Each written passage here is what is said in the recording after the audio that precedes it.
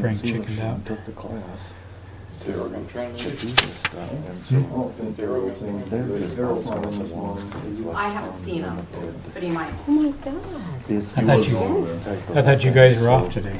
I was with them and We are, FYI. they went. Well, I told Mike you guys didn't have to be here because we were just gonna go over options and then. We never know. Then we got the CNC. That's kind of the plan, but it doesn't always work out. I got a meeting at noon too. Cutting So down machine? Yeah, around off the computer where you Oh. just do it and it just. Brand new. Is it huge?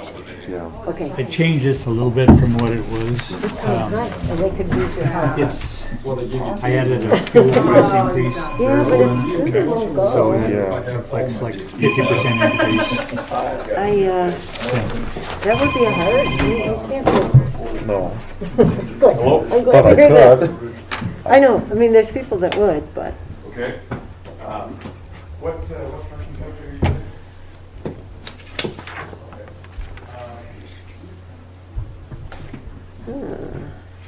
Okay, where's my other one? So you're live anytime you're ready, John. Okay, Daniel just had to take a phone Yep, call. stepped out.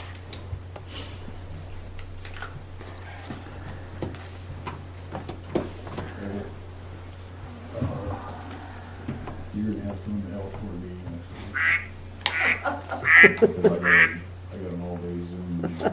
Hey Frank, and rest we're at our meeting. Where are you?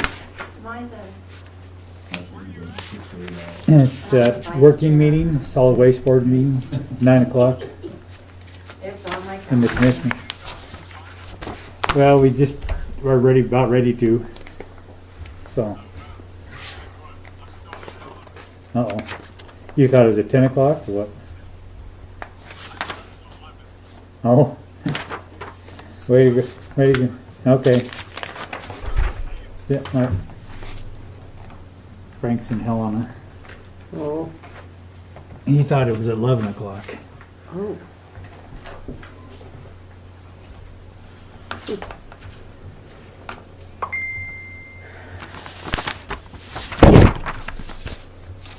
Probably at the landfill and they're like, what are you doing here when Chris is here?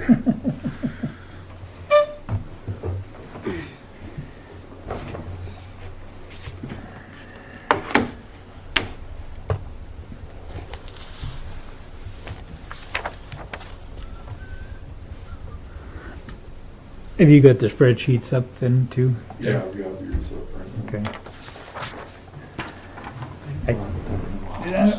Did I tell you I changed? Oh, like everything? I added a variable in there for fuel price increases. Okay, Yeah, yeah. it's reflected on this. I put a 50% increase in there, but I can take it back out too. So So renters come back. means anything, but the numbers haven't changed proportionally anyway, other than, you know, in relation to each Are other. we gonna move and then how much are we gonna have to pay? Yeah, that's exactly what's going on. People are thinking, oh yeah, sell it, make the money, but where are you gonna move to? Yeah. Why am I not finding? Oh my gosh, What is it? squatters. Oh. Sorry about that. Got hay trucks going every which way. Frank called, he thought the meeting was at 11 o'clock, so he's in Helena. Okay. Okay, so I'll call the meeting to order. This will be a working meeting for the solid waste board, so is there any public comment? That's wrong here. Okay. So we'll get into it. Okay, so what do we want to do? We want to start with each option, go over each option first, and then compare. Okay, so the first option is basically, and we're going back to way we were before Mary made the plan, where it's basically unmonitored. And so the only thing I didn't take out there was Tanya's wages in there, which she wasn't in there before. So those don't reflect that. Second option was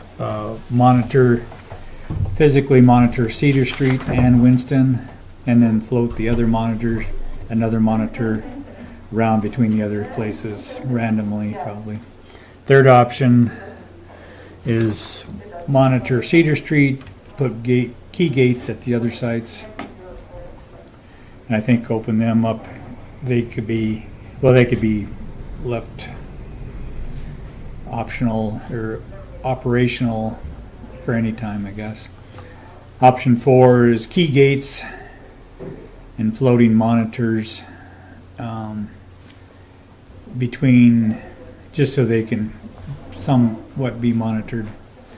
Option 5 is all sites are unmanned, but limited hours. I think I also added, these were Josh's options here, I believe. And that was with cameras and everything, monitoring the sites. Option 4 is 4 unmanned sites. Walking gates only. Cedar Street is being monitored, and then I believe there is also cameras at those places. Now the cameras and gates are a one-time cost, so those will come out after the first year. So anyway, you can see what the projected profit is on each one of those.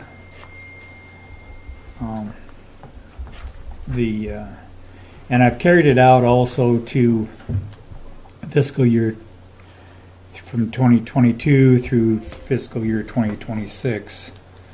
On mine, which I didn't share with anybody, I did add a fuel price increase percentage in there, which doesn't change anything proportionally between the options. I also put in an estimated revenue through 2026. I did get some figures from Doug Ellis on, let's see where those at. I think those are over here maybe.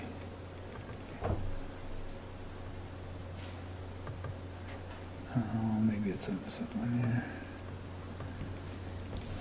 But I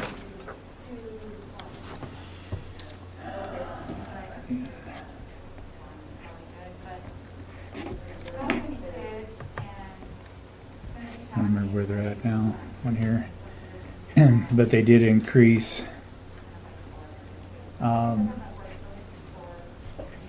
think 2021 was supposed to go to $596 or $596,000.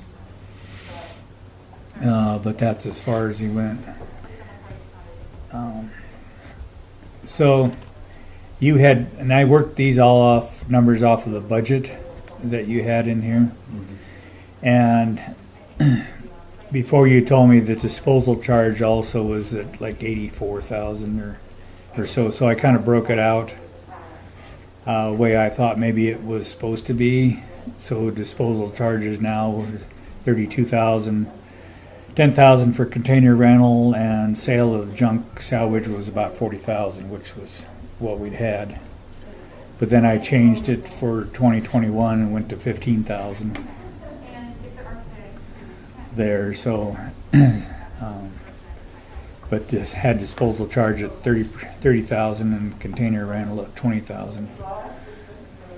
So as the time goes on, I changed percentages on those.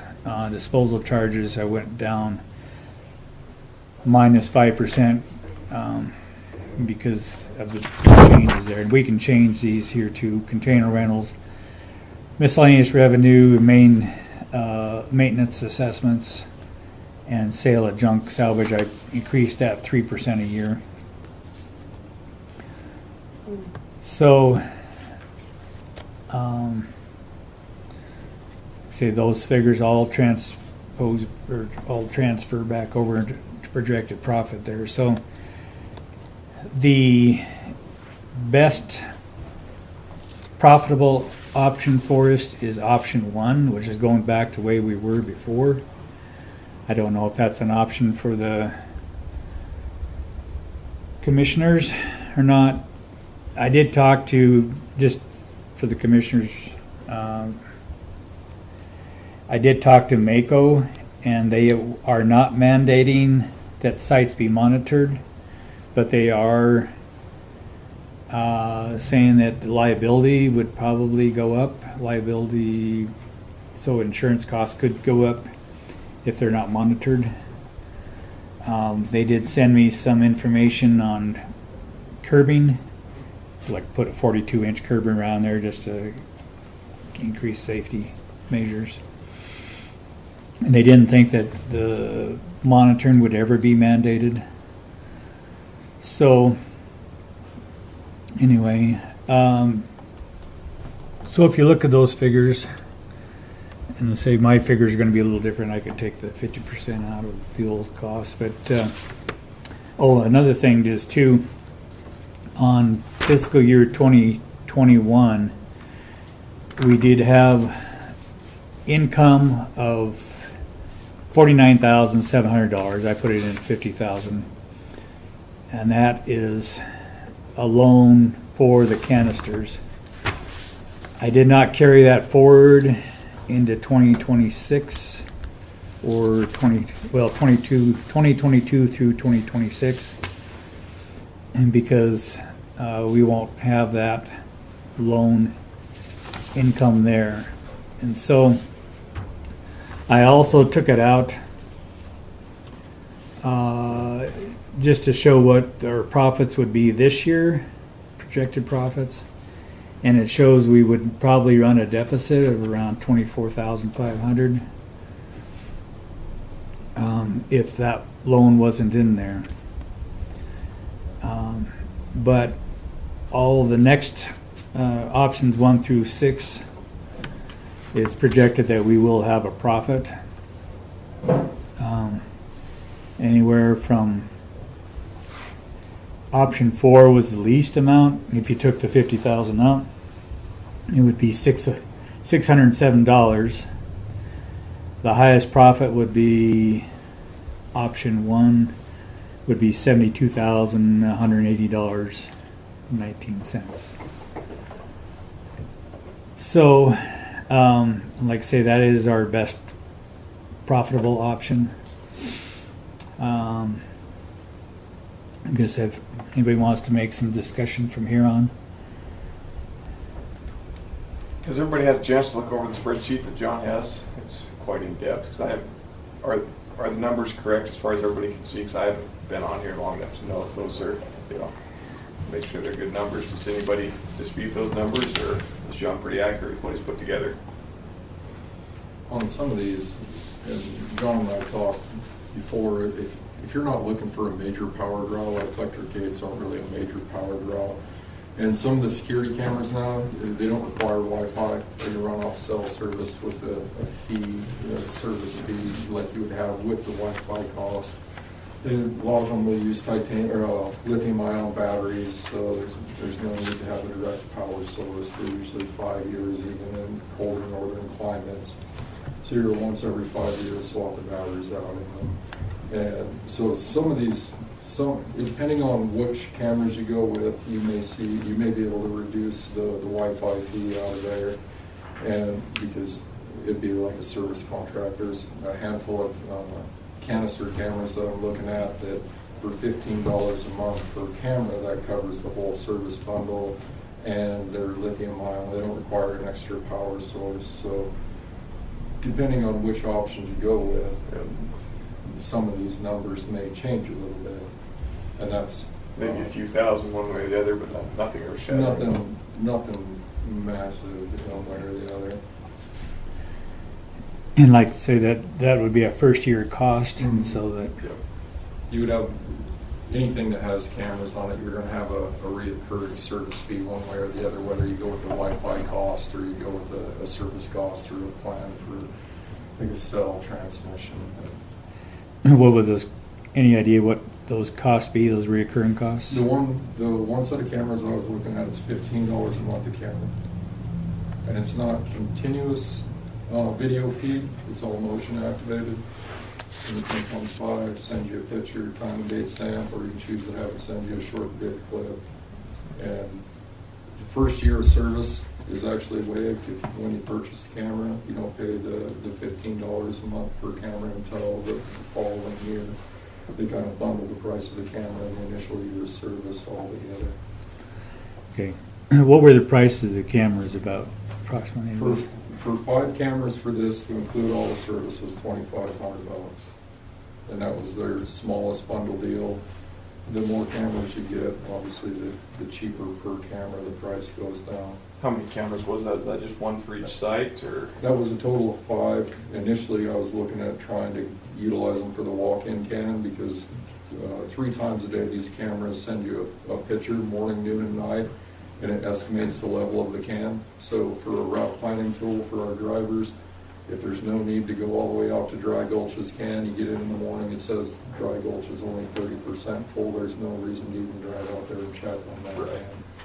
And then these cameras also have artificial intelligence, so they scan, that's an additional, that's an upcharge to the package, but they'll scan every item that goes in the can, and you set parameters of what you allow in there. So let's just say metal gets thrown in the can, and it's not supposed to be. It'll take a time and date stamp picture, email it, or send it out to you either by email or text, and you know what time, what location, and you can people get in the can. That's obviously a foreign item that's not allowed.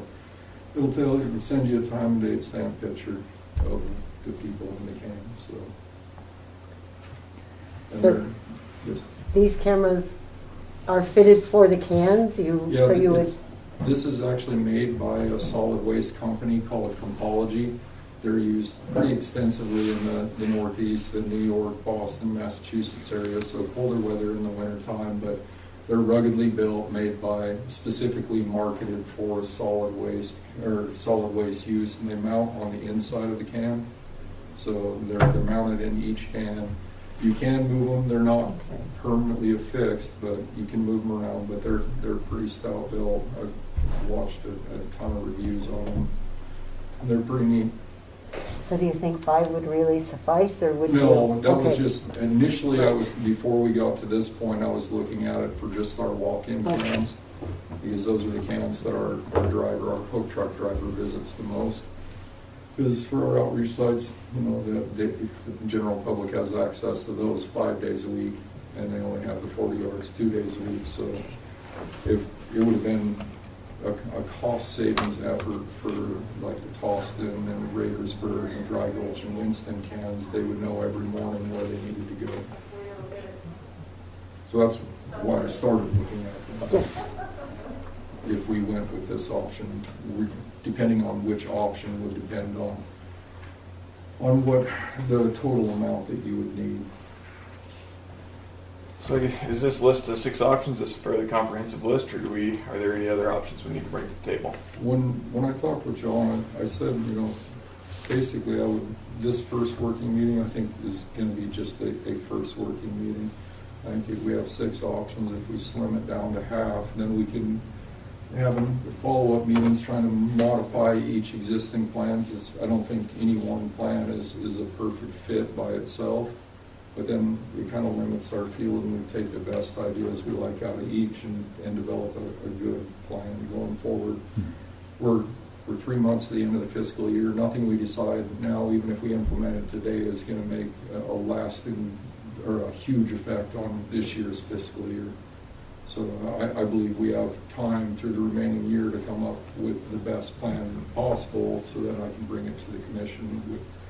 And it'll hopefully at that point have the highest chance of success of being passed. Yep. But I think Daniel's asking is there like an option 7, option 8? I'm open to anything. I looked at John's list, I threw a couple other ones out there, and I'm willing to consider any option. Where we're at now, we know we have to reduce our spend. There's not a way for us to increase revenue high enough to be able to plan for what we're to pay on our loan and to be able to upgrade our failing infrastructure.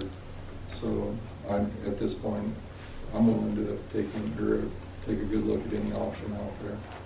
Okay, well, so I guess, looks to me like we need to figure out what our goals are, and then just, once we have our goals figured out and listed, see which option fits our goals the best. We're looking at a 10-year loan, $280,000, so it's roughly $28,000 a year in revenue that we've got to be able to burn to make our loan payment. With that, we have to be able to, this year we've had an extensive amount of maintenance repair because our equipment is just old and degraded.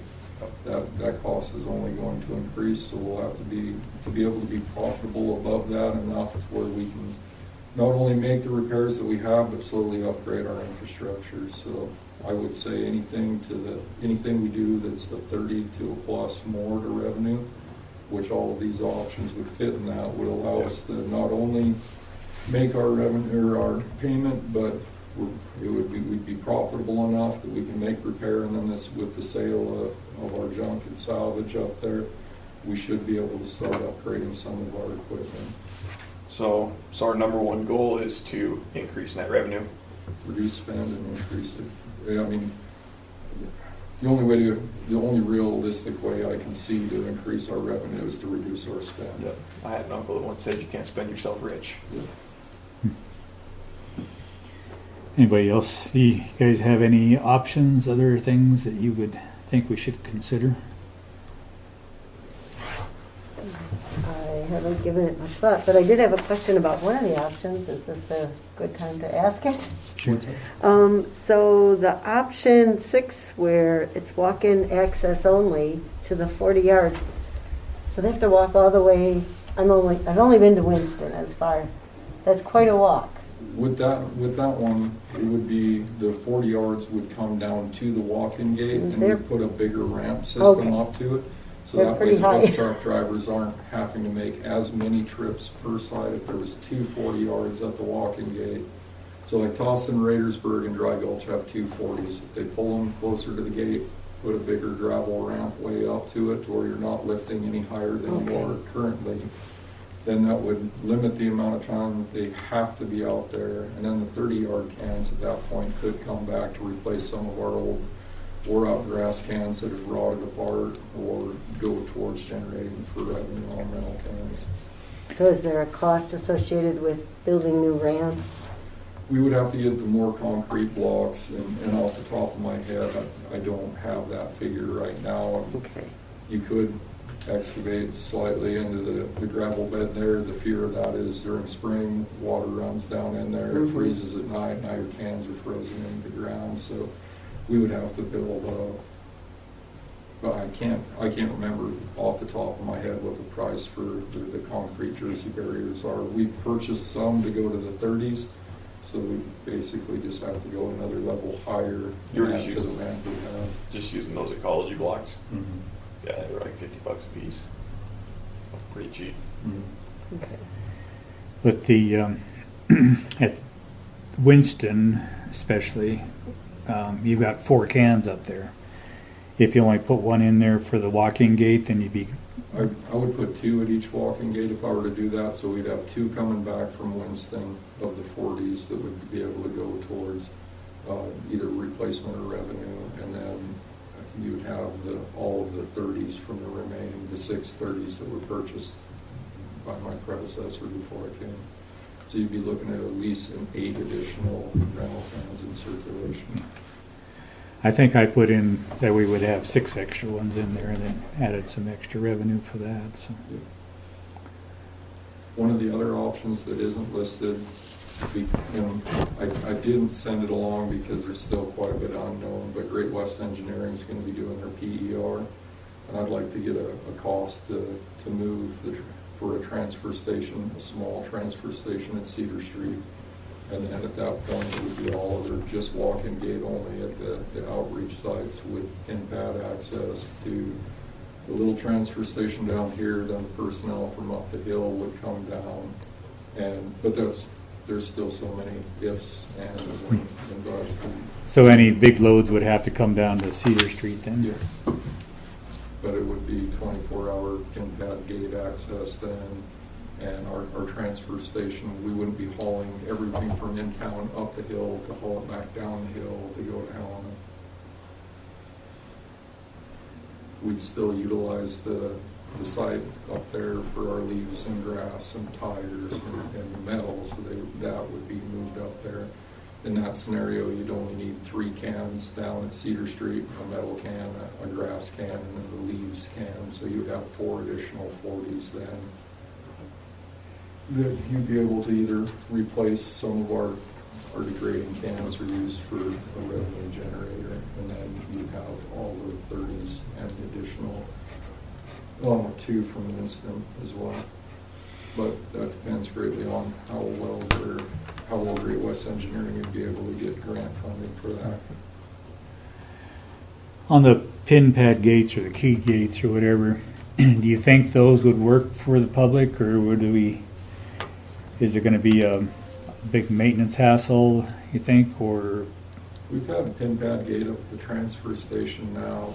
I mean, it's worked reasonably well throughout the years. Anytime you have anything mechanical, you run the risk of having maintenance repair, but I mean, I would think all in all, it's worked pretty well. I don't know how much that limits access, because I think everybody's got the transfer station number, so, or at least they did. Yeah. Back in the day, that's. Well, you can change it out every year Right. when they send when assessments are paid. Yeah. Again, just like we're sending out the hang tags now, you'd be able to send out the new code. That's another, through some of these savings, there's additional revenue savers in there. We spend roughly $4,000 sending out just the hang tags is what it cost us last year. By the time you had toner and postage and the cost for the hang tags and the stickers and the window decals, that was roughly $4,000 just to send those out. So any one of these options, I can't see the hang tag being required going forward, so. Well, if these numbers are accurate, and our number one goal is to reduce spending and increase profitability, that looks fairly obvious to me. I don't see a whole lot of need for discussion if that is our only goal. It's not the only goal. Like John said, if we were to take option 1, the county gets a lot of, they're going to incur liability, and their insurance rate will probably go up. I do believe there's a balance in there to where the county can say, we are actively still monitoring through surveillance, through whether it's a roving employee, and be able to offset that increase in liability and still save quite a bit on the revenue side and give the public better hours or better access. So I do think there's kind of a happy medium. My personal feeling is if we went with option 1, that I don't see a great likelihood of it getting passed. That's my personal feeling. And it's not anything the commissions have said. I don't see that being the likeliest outcome. I think if we were to present a more thought out, reasonable approach that's the happy medium in there, where we're generating revenue, we're giving them back more of their access to the sites, and we're still limiting the liability, I think we would have a greater chance of success. I guess would be a better way to put it. In my mind, the monitoring from a liability standpoint seems more reactive than proactive. Mm-hmm. Would we be better off, instead of monitoring, maybe going for the barriers, no slip tread, things like that? Taking a proactive approach to our liability. And there's some, that's where I'm saying we can modify different options out of either of these. I mean, there's things that you can do, like we've never put key locks on every can. You could put locks on the cans where they can't raise the lids. They'd be trying to either crawl in through the top or open the gate or the tail end of the cans up. You can put those Jersey barriers up to where people can only back up. And at the end of the day, if a person wants to do something, they're going to do it one way or the other. You can have them park their truck 4 feet back from the end, and if they want to crawl up on the lip, they're going to crawl up on the lip. But the more effort we put into exactly. it, Well, the better chance we have. If we have some electronic monitoring and we have some Jersey barriers up there, those are those kind of happy mediums. I think the county can still say we're actively trying to prevent a fall or an injury or all the rest, and it should help reduce their liability that way. So that's where I was saying, I think if we could limit these down to a handful that we like best, that we feel are viable, and then we can start taking a look at each one and saying, okay, with this, we could do this too, or we can take this away from this plan, and see if at the end we can come up with one really good plan. So, if we added cameras and that type of monitoring to option 1, why would it be any different than option 5 or option 6 where they're all unmanned anyway? Because it'd be closed access, and at that point it would be an individual's, if they're getting in there in those dark hours of the day. Monitoring's great, but if nobody's awake to look at the feed or to get the notification, monitoring really isn't doing anything. That's where currently every person that we have that's crawling inside a camp is doing it anywhere from midnight to 3 to 4 in the morning. That's on my game cam feeds. That's the time that they're there all the time. If nobody's up, you're not really preventing it. You're reactive. You're trying to figure out who it was, and then you end up, by the time you figure it out, you're 2 weeks down the road. And also dumping from out of district. What was that, ma'am? Also dumping from out of district? John has that figured in these numbers, so. Yeah. You know, But But do we really want to say that's okay because we budgeted for that? If it does, if it costs us, It's currently happening now, ma'am. I know, but because I live next to Winston, so I would see, my main thing was large dump trailers coming in 6 or 7 at night from Lewis and Clark County, because they had 5 license plates.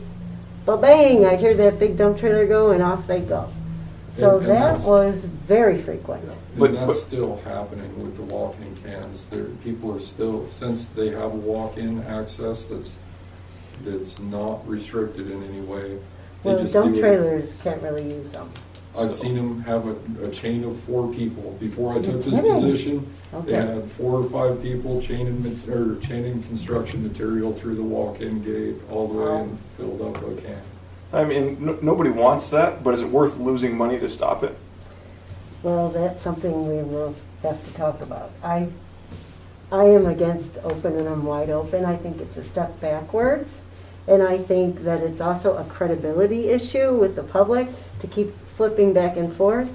And you could not, I don't think you could ever close them up again because we can't just keep changing it. That's just my take on it. And to me, the public perception's kind of important. It is.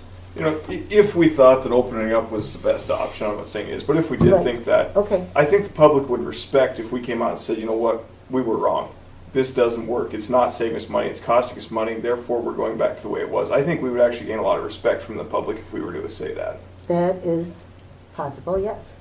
But then But what I- are we gonna do when they say, okay, you're opening it back up again, and now we want the fee lowered and we want money back because you're gonna be saving money?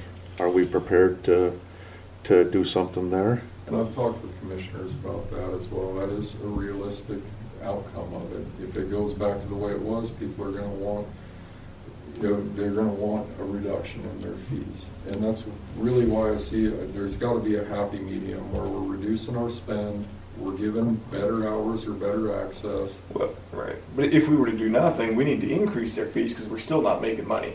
And that's So we why- would just go that's why from- we have to. Right, we would just go Yeah, from we break have to do even something. to we're actually making headway. And I think we could say that we need to keep those fees in there until we get that $230,000 built back up and then start it on a CIP fund.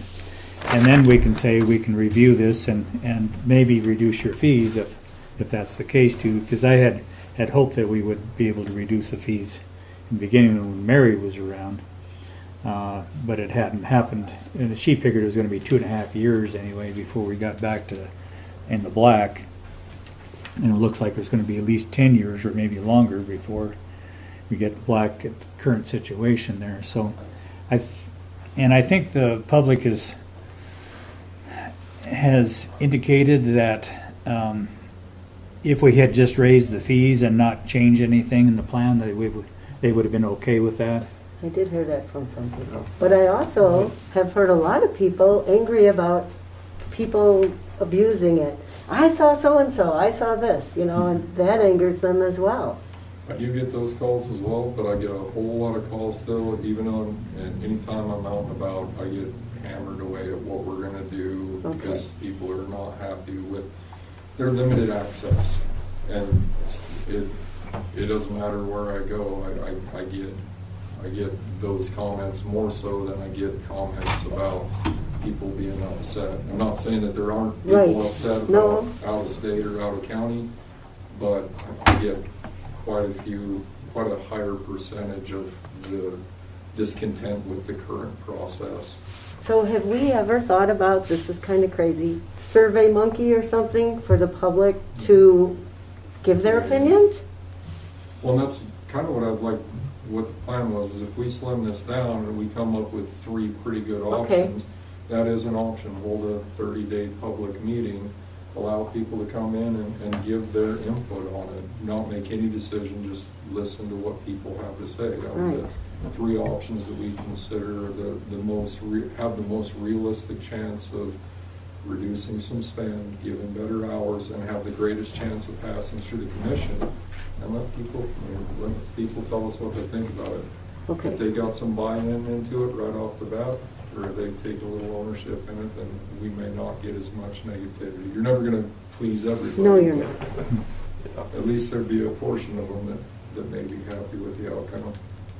And that's kind of sad when you look at what we've done over the years and you get all these people that piss and moan at the bar, but they never come to the meeting, because we've had where we advertise that we're going to do certain things. This is when it is, this is what time it is, and we don't get anybody that shows up. And then we get a couple angry people from the Toston Raidersburg area because you're taking their income away from them because they're used to scavenging, and now you're going to close everything up, and how are they going to live? But it's amazing how many people in this town open up their mouth because they're at the bar drinking, but then they never show up to anything. This is just always a bar thing, and it's not a come to the meeting and really state what you think and want. I think that's the way it is with everything. Everybody's got an opinion, but nobody's willing to do anything about it. We did have good turnouts when we had the initial meetings at at Winston, and I think And it was at at Fargo Toston, and yeah, Toston, they were some irate people. It was almost like you were messing with their children, and it's like, this is just garbage, holy buckets. But I do want to comment too on Don's comment.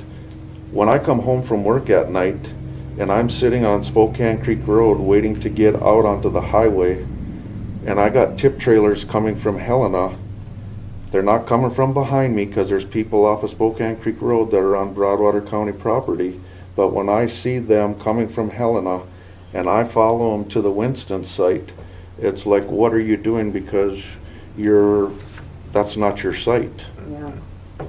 And I would witness that every night. Well, that is my biggest complaint about the current way of doing business. It has not stopped what one of the major intentions was, and that was to stop out of it. We've made it more difficult, we've made it inconvenient, but we haven't stopped it. By having walk-in gates, you can't stop out of county dumping or out of state dumping, because they have unrestricted access to the camp. And it is more inconvenient because they got to walk through the little maze, but honestly, at Winston, like you're talking about, Chris, every morning I have to drive out there and pick up junk off the ground. Every single morning I go to Winston and pick up. It is the absolute worst site that we have. Large items, small items, just general bags. People, they just dump it on the ground outside the gate. And it seems to me that by having the walking gates, 24-hour access, that negates any liability We have that we may have It was a gained. concession, from what I understand, from when I talked to the commissioners. It was a concession to the public. It wasn't the original intent to have them, people didn't want to lose all of their access. So when you started doing that, you lost a lot of the targets, the not having to sort. Well, 5 days out of the week, those sites, their trash is having to be sorted when it goes to the floor. Yep. The 40-yard cans from the weekend, those are being sorted. But all of the walk-in cans, which is the majority of what we deal with, have to be sorted. We lost on complete control of access. Like you're saying, it's unrestricted from 3 until 8:59 the next morning. So there is, by granting that concession, we did lose ground on some of the areas that was the intent of the initial change. So if liability is a concern, do we want to put that option on here that we go back to these sites are closed down unless there is a person there monitoring it? That way we don't have any out-of-county dumping and the liability is much less. If you did, you'd have to give more days or we'd probably be lynched.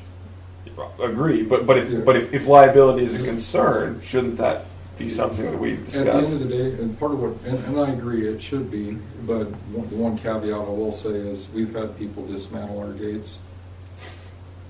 Completely took the gate apart, all the bolts where it mounts into the post, set the gate aside, and they drove right in the middle of the night. So, I don't know how it would shake out in court, but I would suspect that if they did that and got hurt, it's not the county's Right. liable. We're doing everything we can to keep access. there are always going to be people That's that. what I said. When Yeah. we want to do it, they will find a way. Yeah. We've had them drive through our fence. They just completely drove through the fence at the transfer station, so with their pickup. So if they want in, they'll get in. But the county, as we stand, we have an ordinance. We have some monitoring, and we have enclosed sites. So I believe that we, from a liability standpoint, we can say that we are doing our part to ensure nobody gets hurt. Those outliers, like you're talking about, if they want in, they're going to get in, and I think the county would be justifiable in their defense on that. So I guess, does everybody agree that we should not go to lockdown all the time unless somebody's there to monitor it? Is that not a viable option? Rather I just mean, we put- want to do some type of a lockdown, because what if we open it back up again? We're gonna lose revenue from the contractors that are going up to the transfer station now to pay to dump, where if they know that everything's gonna be wide open, they're gonna be, well, why do we go up there and get paid? We'll just go and dump it for nothing. We're gonna lose revenue there, so Right. But somebody. it sounds like that's still happening. So if we actually wanted to stop that, the sites need to be closed unless somebody is there to monitor it. But wouldn't the cameras take care of that, do you think? You or- would be able to identify the contractor. I pulled up at Winston, it was August of last year. Contractor, enclosed trailer, 2 people shuttling things through at 6 o'clock in the morning. I had a discussion with them, told them that, contractors needed to use the transfer station. And they said, okay, they closed up their trailer, they left.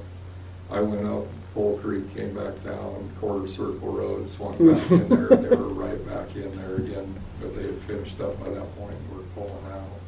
So, I mean, had we, in those scenarios, if we have security cameras, we can at least identify who it is. Yeah. And then we can actively work to make sure they follow the county ordinances that we have. And if that's another part of this, I think our ordinances could probably use some revision. Yes. or additional ordinance. Because right now we have one that says if you're not in the solid waste district, it's illegal to dump. And we have one that says you can't crawl in the cans, can't dumpster dive. Those are the 2 ordinances, the only 2 that we have for solid waste. There's nothing against throwing stuff on the ground. There's nothing against, any of the rest of it, so. So maybe we can add to our goals, instead of just financial, that we want to, middle of the road, kind of. It doesn't have to be extreme either way, but unless we want that. But I would add to the goal to have something that's functional for, Fit for purpose. I think, I'm in agreement. I think something that gives them more access and reduces More spending access. has the highest likelihood of being able to pass. Yeah. I would hate to spend a bunch of time on something that I don't believe is that has a high likelihood of passing. Right. And those parameters would be something determined by the commissioners.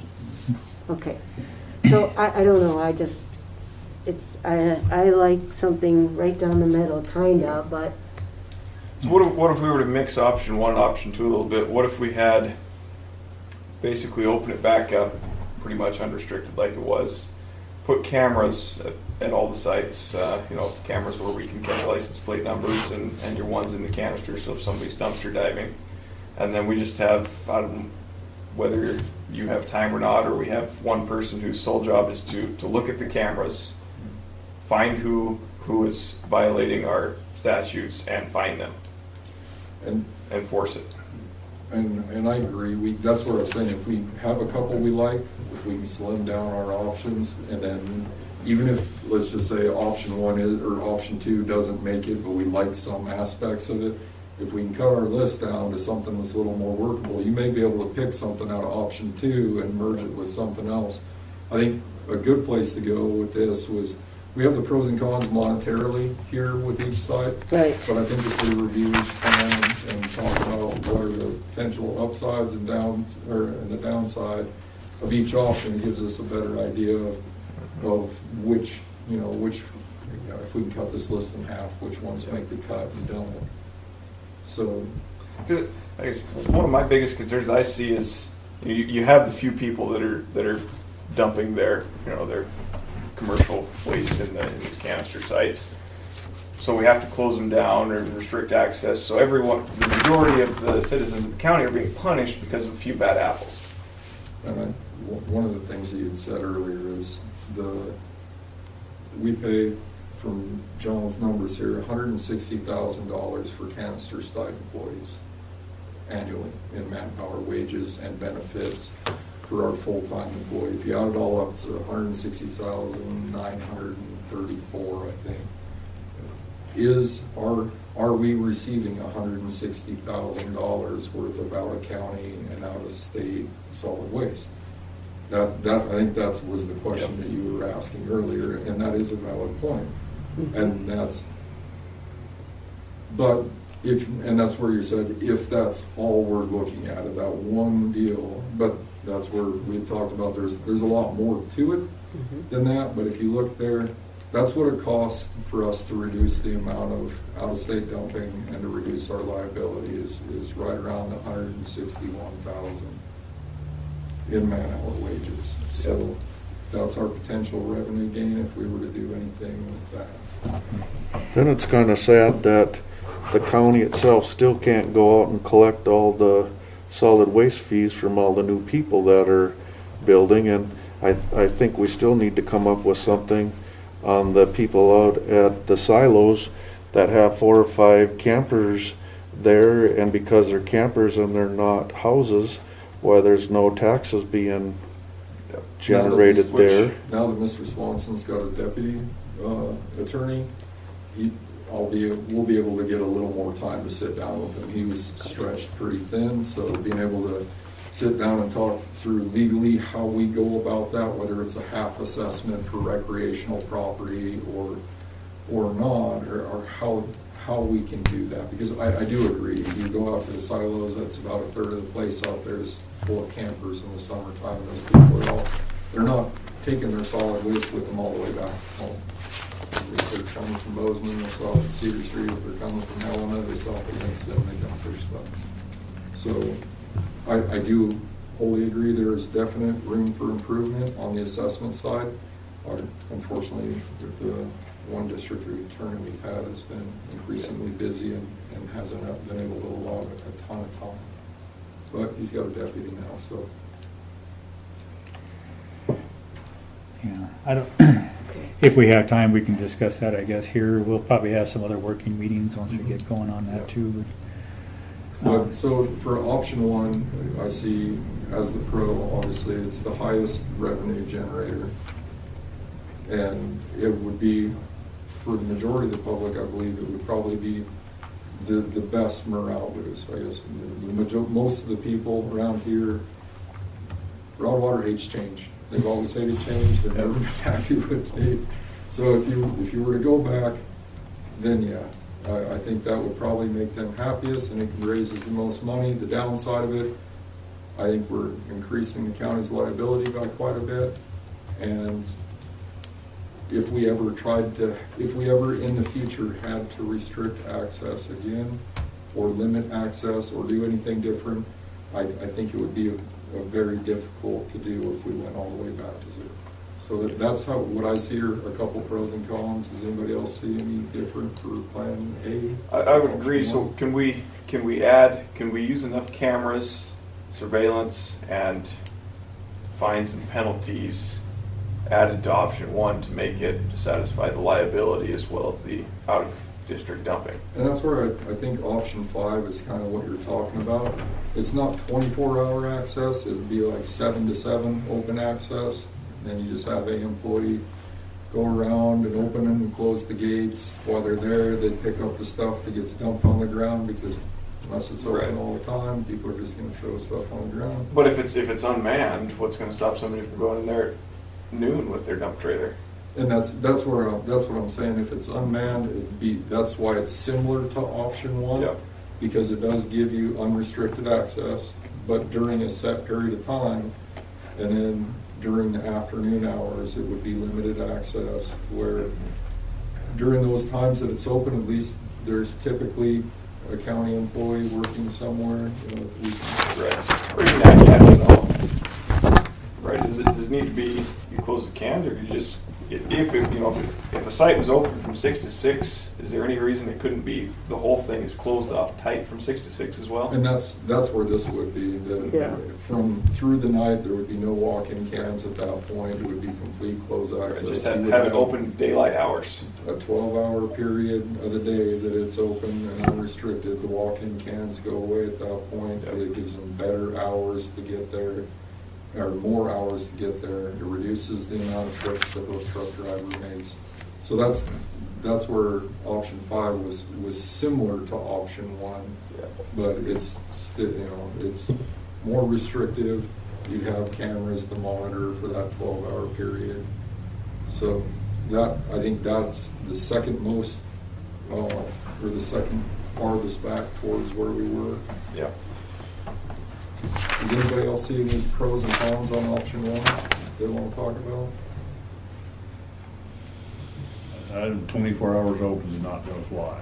Okay. Yep. Thank you, What about Commissioner. That's very helpful. What do you think about option 5, where it's pretty much unmanned, but we just have it completely closed off? I would agree with option 5, except I think that I would still like to see scenery with the monitor, because we might as well keep a monitor there, because if we're going to make it into a transfer station, we're going to have a monitor there, so we might as well keep one there right now. And the other thing I would do with that is, like you guys were saying, is absolutely no construction demolition waste allowed. And then you have the cameras, somebody pulls up with that stuff, figure out how much it cost them, send them a bill.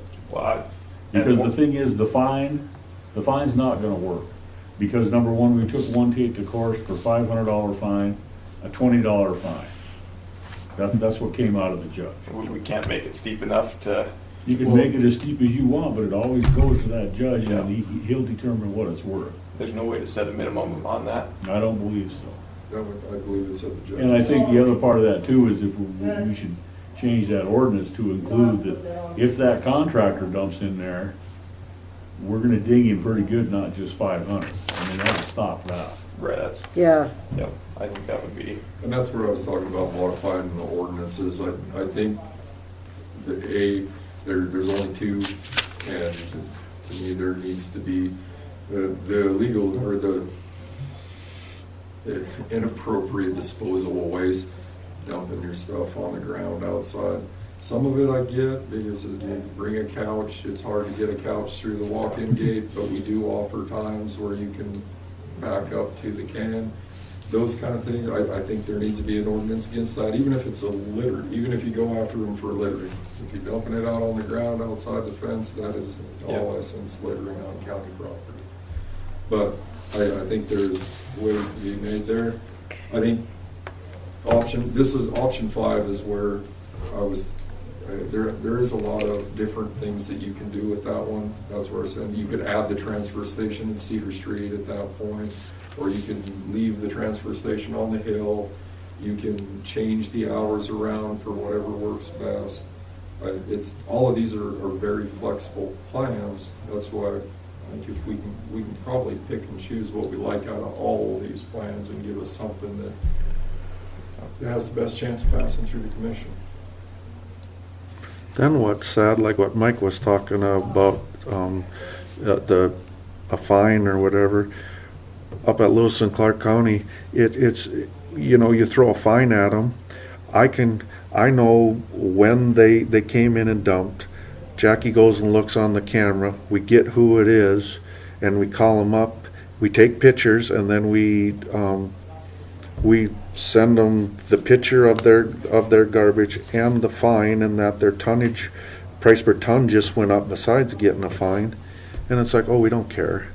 And it's like, but you should care, because there's signage that says not to do this, but it's just weird how people just don't care. But they pay it. The individual that is Yeah, but fined, they don't care. down, we gave him a warning to start with too, and like you're talking about, we had pictures of the individual. We gave it to the sheriff's department. My advice was, let him know that he was observed doing this, and if it happens again, that he would receive, So is that something? fine for ordinance. 3 days later, he was back. We handed out the officer worked with him. They handed out the fine on the ordinance. It goes to court. Got knocked down to a $20 fine. If we, it's a nuisance and hassle, but if we continue to do that, surely that fine would go up every time we do that. If you can catch him as a repeat offender, then I doubt, in my personal opinion, I don't see the judge leaving it at a $20 fine every time. Right. If it's the fourth time and eating up his time in court to have to deal with it, I believe that they will eventually get tired of talking about the same thing and impose a little stricter fee. So if we implement a fine, say $500 fine for illegal dumping or whatever, does that have to go before the court, or as long as the law enforcement would enforce that, would that work, or does it still have to go before a judge? Fine. I believe Well, it is. it would be up to that person. He can request a jury trial if he wants Yeah. Yeah. Or Is there a way that we could get around that? to. No, I don't think so. can you just send them a bill? What's that? Can you just send them a bill for disposal Yeah, you can charges? send him a bill, but he's not gonna pay it. Okay, well, And unfortunately, most of our bills, if you look at, it's $185 for 3,000 pounds. If they dump 2 Yeah. bags of trash or they pull a little bit out, your bill's gonna be pretty small. It's not even worth the well, county's illegal time. dumping Yeah, prices could be different. yeah, it very well could. I mean, you could send them a bill for the fee. If they don't pay it, then the county's gotta go through a collection agency. Okay. Process I it. wouldn't worry about the little stuff. It'd be the big stuff that I Yeah. would, When the loaded dump trailer shows up, yeah. that is where some concern, right? If somebody comes up and throws a couple bags out of their pickup, Yeah. Yeah, that's not gonna make any difference to anybody. Our tipping fees aren't gonna go up, Substantial. And I think we've Half- even got it to where, at the end of the year, if you owe us money from a fine or whatever, and you're not paying it, it goes on their taxes. They've got it set up where it goes on the person's taxes, so one way or another, they're gonna pay for it. It's added to their assessment, you think? It could be that. There was another line on there. all right, so People didn't even look at it, they just paid. They liked it better, actually, than, What about the contractors Interesting, they that won't. pay extra fees? Do they pay extra fees, or are they just hauling it up to Bless the you. transfer station now? Like Commissioner Delger pays extra allotments on the solid waste, and then those individuals do. We have quite a few, a large majority of our contractors are utilizing the transfer station.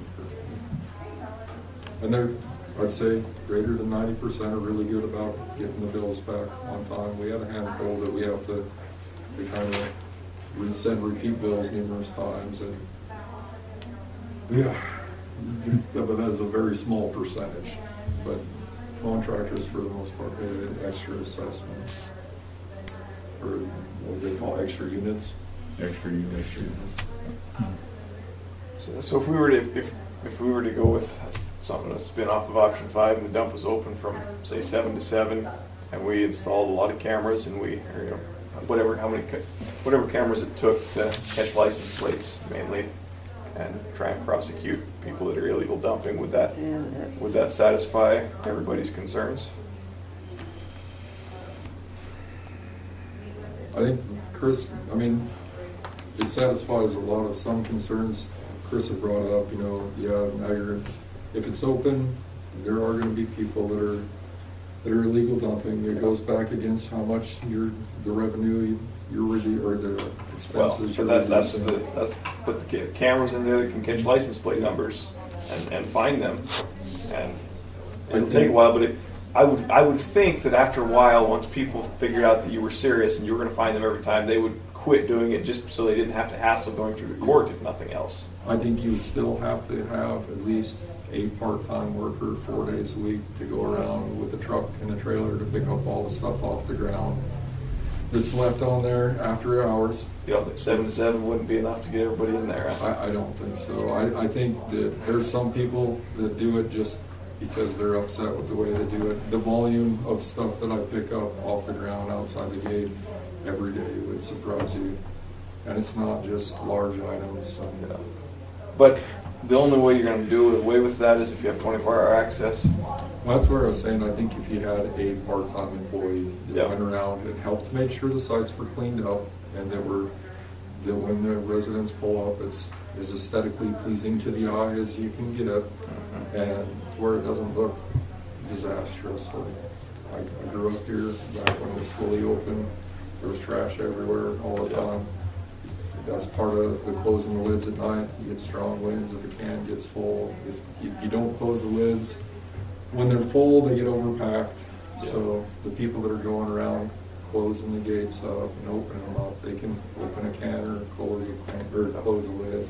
So is that something Commissioner Gelder said he'd like to have somebody, you know, Cedar Street man as well? Is that something that could one person, full-time person, provide some man hours at the site, but also do some work out and about as well? I think the county's big enough, unless you'd have to stagger the hours. Right. If you had just one person in opening and closing the gates, you could probably, if you had Cedar Street man, you could have that individual open up some of the north side and have somebody working on the Dawson Raidersburg side. But you're looking at much fewer hours per week to do that than you are for the 6 hours a day that the outreach cans are open, because they're open 9 to 3. So I can open some of them up in the morning too, like on the days that I work. Is that right? I wonder if one full-time person and one part-time person could handle monitoring as well as opening and closing. Would you rather have 2 part-time because of benefits? And that's part of what, there is a lot, there's some pluses to that, and then from a managerial standpoint, you can't just have 2 part-time, because then somebody takes off, so the next thing you know, you're carrying it forward. It starts to become a scheduling nightmare. Right now, we have a lot of part-time workers, and when you start getting a lot of people there that only work a couple hours a month, it gets to be significantly. And right now, under option 5, I've got it. So you're working, Tanya Hudson had reduced hours. Steve Cadorba, Kelly Swanton's on. Doug Massey is on. He's full-time. And then I have 2 part-time people in there also. That's on option 5. So you still got quite a few part-time people in there, and that's why the income profit isn't as good, but you might be able to reduce those by 1 also. Yeah, once again, like I said, on any of these options, no matter what you do, you don't have to have the hang tags anymore. So that's another 4,000 to the plus on the positive. The hang tags are very frustrating for me. If you have a walk-in gate where anybody can go in and dump in there, and you're making all the rest of the residents provide, I believe it's $4,000 that's not well spent. I don't think mine's ever been looked at. Nope. I guarantee that 90% of the workers look at the license plate when they come in, and if it's a 43 license plate, they don't look at anything Right. else. So it takes a ridiculous amount of time to fold to get all that sent out. I mean, that was about a solid 2 or 3 weeks of my life to get those sent out last year. And I don't think we're getting the benefit enough that it's worthwhile to continue. Another thing too that would be a savings if you didn't have the manpower there is do we still have the porta potties there in different places? If it's not, we have them at all of our sites, but if they're not manned, you wouldn't have to have them, so that's a reduction there. Because we've got $8,000 under contract services, and I think part of that was porta potties, wasn't it? Yeah. And then you're also not going to have propane expense. That's really not broke out of its own line item, but when you have people there at the shack in the wintertime, you got to keep them warm. So we burn through quite a bit of propane with our wall heaters in there. So that expense goes away as well. So then what would we do with the huts then? Would we sell them? Yeah, we'd surplus them. At that point, I wouldn't see the need. I can't see a need for them anywhere else, but if they're a surplus, they'd probably make a pretty nice ice shack on skids for somebody in the county. No, I think like Daniel's saying 7 to 7 on like option 5, something like that. I mean, just from different people that I heard from, it's like being open till 3 o'clock on the days that they are open isn't enough. But if we gave them till 7 o'clock, they're still getting home, they can still eat, and they can still go, where after 7 o'clock being totally closed up, and then, you know, having the cameras that can catch everything. I think we should try to implement something with that option. Is there any option in here that, as people look at, just there's not a lot of interest in, that we could slim out right away? Just totally being open 24 hours a day. We already heard that that's not going to Yeah. fly anyway. So other than that, I mean, I know that it's been mentioned over the years that wanting to pull the transfer station down to Cedar Street and having that as our main thing. And then even if that did happen, possibly looking at that time limiting access to other sites, because this one would be open not 24 hours, but it would be open more. I think I'd probably option 4 and option 6, get rid of those.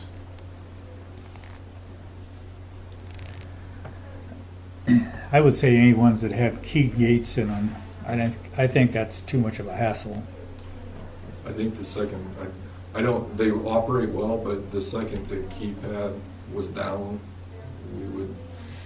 my phone would be constantly ringing until a maintenance employee could open it back up. I think probably strike option 3, 4, and 6 for sure. Do you have problems with the keypad at the transfer station now? One time, since I've been on, we had to have the servo in the motor went down, so there was one time in 8 months, but that gate is very old, and so it functions pretty well through most of it, but on that one day I probably would have had 47 calls. They wouldn't probably have been all that pleased with it. So we left option 2 and option 5 in there. Those are our highest profitable options, other than option 1, which were taken out. ones that we could work with. And then if we eliminated another, be able to eliminate another person on option 5, that would make it even better. And ways you could do that on 5 is not give them full 7 days a week from 7 to 7. You could go 4 days a week. Right now, currently, they get 2 days where they can back up to it. If you went 7 to 7, 4 days a week, then you could slim down the amount of part-time employees. Or if you go 5 days, something like that, where you're coming in with your part-time employees. If they're not being monitored, how would less days affect that? Is I don't have to pay the person to come around and open the gates. So would It you, would reduce the amount of man hours spent. would there be more trash on the ground to have to pick up? It wouldn't be, I don't believe it'd be a whole lot different than what we have now. The people that are throwing it on the ground now are gonna throw it on the ground unless it's 24 hours open. And they're still gonna throw it on there. Something like Friday through Monday type thing, or, because obviously weekends work better for most people. In the south end of the district, we do Thursday, Saturday, Friday, Sunday on Boston and Raidersburg. You have one employee that handles all that, so you could go Thursday through Sunday or Friday through Monday, something like that, whereas 4 days a week covers, gives them a weekday on either side and a weekend, or you could do, Friday, Saturday, Sunday, Monday. So Yeah. that would be, And then- that's something that we could work out as we go. Would Cedar Street still be 7 days though, I probably? would most likely, it would be my recommendation to have Cedar Street at 7 days open. I think if we were, Yeah. the vast majority of the people who live around and use Cedar Street, if we reduced access to that, I don't think we'd get a whole lot of favorable public opinion. Yeah. And you said, Mike, that you would prefer to have Cedar Street monitored all the Yeah. time, or just have a monitor there 4 or 5 days a week? I think it'd be best to keep that monitor there all the time. I mean, if it turns out that we don't need him, then we can take him out of there, but I would prefer we kept that monitor, because that's where you're gonna get a lot of motion traffic. Especially on those days that it's open, that the other sites aren't open. It is highly trafficked. I mean, especially we're going into the busiest time of the year now. You can talk to Doug or any one of the monitors there. It's a pretty steady flow of people that go down to Cedar Street.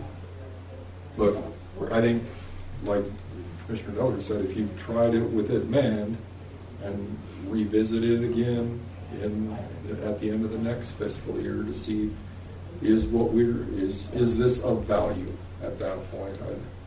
I would caution against trying to go so far restrictive right off the bat, because then if you try to, it's not working like you hope, to try to come back and make it less restrictive would be very, very difficult. But if Cedar Street's gonna be open for 12 hours a day, 7 days a week, that's gonna take 2 full-time employees and 1 part-time employee to have that manned.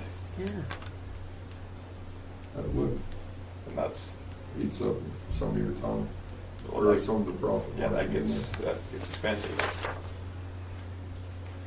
You go with 312s and 312s and a 4, get you halfway through the work week. Most of it basically take 2 full-time employees just at Cedar Street to be able to cover a 7-day operation, 12 hours a day. And you could say, I mean, if you did it that way, you could give them the weekends 7 to 7, it's better hours than they get. And then during Monday, or a couple days a week, you can modify noon to 7, or, I don't know, I think there's ways to figure it out. We're running long on time. If I could make a suggestion, you've kind of got it slimmed down to 2 options right now. If I would make a suggestion, I would set another working meeting, give the board time to go and take a good look at those 2 options and all the options that you haven't chosen. And then at the next working meeting, present any ideas to modifications and working through to come up with a better option out of those 2, or the best option out of those 2. I think right now we're kind of just spitting out a lot of the same stuff. I think we made quite a bit of progress slimming the list down to a couple pretty good options that have a decent opportunity of having commission support. But I think if we spend some time brainstorming on how to modify those, each individual option, all of us, and then when we come back, we can really work through that. Are you guys in favor of that? Or what do you, how would you like to proceed from here? Yeah, it seems reasonably if we could just narrow down on those two options and crunch some numbers, do a little more research into what the cameras are all gonna cost, try and figure out some schedules for employees, things like that. Yeah. And if you could give me those numbers Yep. too, and also maybe a breakdown on what the porta potties are costing and where we could add those back in, if we need those. We need them back in on option 5 if we, we still need we them only need if we the- have to do Cedar Street, but we'd only have to have one anyway. Yeah, 1 instead of 5. And then the hang tags and stuff too, if we can eliminate those, how much that was costing. You said 4,000? Roughly, by the time you buy bulk paper and you buy all the hang tags and you pay for the postage and envelopes, just the actual office supply cost plus postage was getting very close to $4,000. Okay.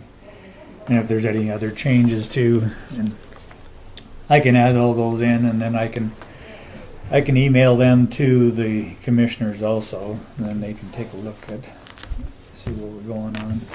And that, did Josh send you the Excel sheets?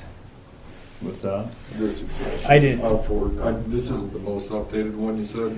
The only No. thing I added was just a increase in fuel cost, Okay. because I know that those are going up, and it makes a difference on tipping fees. Okay. Uh, I'll forward this on to them too, and, well, when we get the new numbers and get a Right. little closer, I'll send you this info here, and then I'll be able to ship that up to them, and they can kind of have a narrowed down look, and I can get their feedback too before our next working meeting, so we can talk about any ideas that they have, or, you know, any pros or cons they see of one plan or the other. Right. And it's good to know that, you know, what we can do and what we can't do because of the insurance or whatever, and your thoughts. So that'll be good. We don't want to have another working meeting before our next regular meeting, or? I don't think it needs to be beforehand. I honestly want everybody to have enough time to put some honest thought into how this works, so when we come in, we can start working for another, I mean, we can if you want. I'm here whenever you need me to be here. Will we need a working meeting on getting an RFP out, or is that something you're gonna do, Josh? I'm working with Great West on that, the applicant for it. So we don't need to be involved in that? Not that I know of, you guys already passed the motion to go with the bid process. So. That's good. So do we have to put any thought into tweaking the ordinances? Or is that something you will do? That I think in our next working meeting, since we have it slimmed down, we can talk about we can't make a motion to pass anything, but we can kind of nail down which ordinances we would like to look at. So then when we get to that next follow-up meeting, you guys can make a motion if you would like to make any changes to the ordinance, and then I can work with Corey to get some new ordinances added, or a modification of our existing ordinances. Okay. Our next meeting is less than 2 weeks away. It's on the 25th of the next fourth Thursday, so it's not that That's what far I was saying, I away. don't think Yeah. if we cram another one in before then, I don't know if that's enough time.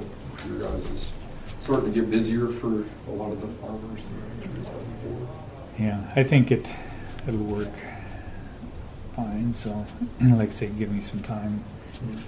I don't, how soon can you give me those numbers? The propane costs and the porta potty costs, I should be able to get you those, and the hang tags, all those costs, I should be able to get you next week. Okay, and the cameras and Yeah. stuff cost by that too, Yep. so, Those bundle costs are pretty easy. okay. And I'll try to bring them to the next meeting, send them out before.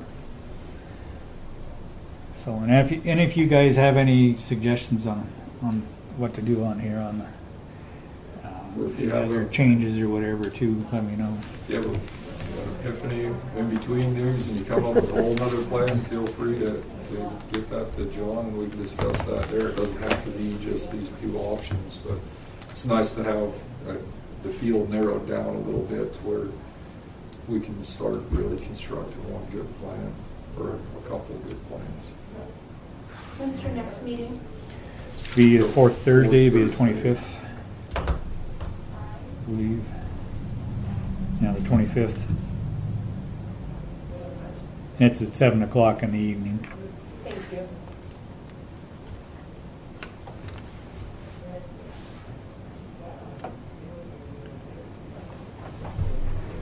Can you email me this, just this table that's set out like this? That file. You I know have it's it. in there, but Yeah, all I I'm did not was exactly computer literate, so. all I did was just go to page layout, Okay. and then let's see, go to this over here. You can go to highlight this area here, and then go to print area, and just set print area, and then you print out. Go to page layout, print area. Okay. Yeah. Okay. Handle that, maybe. There's no additional public comment on here either, so. Okay. So, nothing else, I guess we're adjourned. Okay. Okay.